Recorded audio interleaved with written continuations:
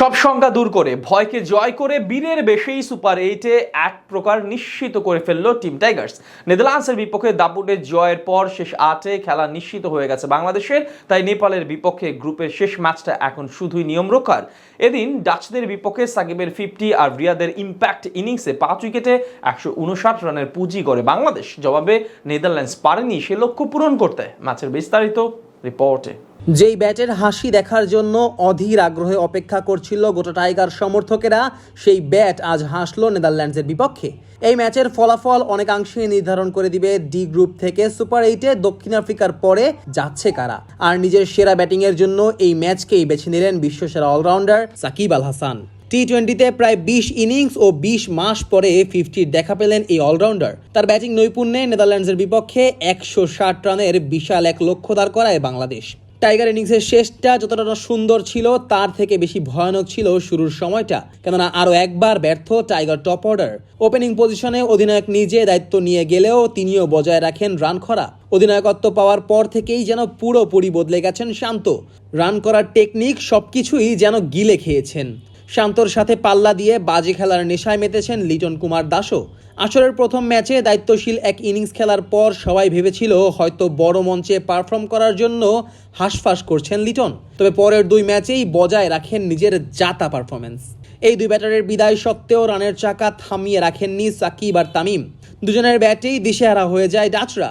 তামিম দ্বিতীয় ওভারে 18 রান নিলেও পাওয়ার প্লে শেষ ওভারে সাকিব 19 রান নিয়ে ছাপিয়ে যান সেটাকেও।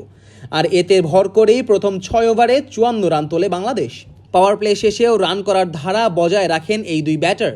তবে নবম ওভারে ব্যক্তিগত 35 রানে কাটা পড়েন তামিম। এরপরই কিছুটা থেমে যায় রানের চাকা। গোটা বিশ্বের নামি দামি তারকাদের হৃদয় জয় করা তাওহিদ এদিন খেলতে পারেননি তার স্বভাবসুলভ ব্যাটিং। প্রিঙ্গেলের ছোড়া এক ডেলিভারিতে 19 বলে মাত্র 9 রান করে বিদায় নেন হৃদয়। মাহমুদুল্লাহ এসেও শুরুটা করেন বেশ ধীর গতিতে, তবে উইকেটে সেট হয়েই 2 ছক্কা আর 1 চারে রিয়াদ জমিয়ে তোলেন খেলা। তবে তিনিও বিদায় নেন আবারও ছক্কা হাঁকাতে গিয়ে।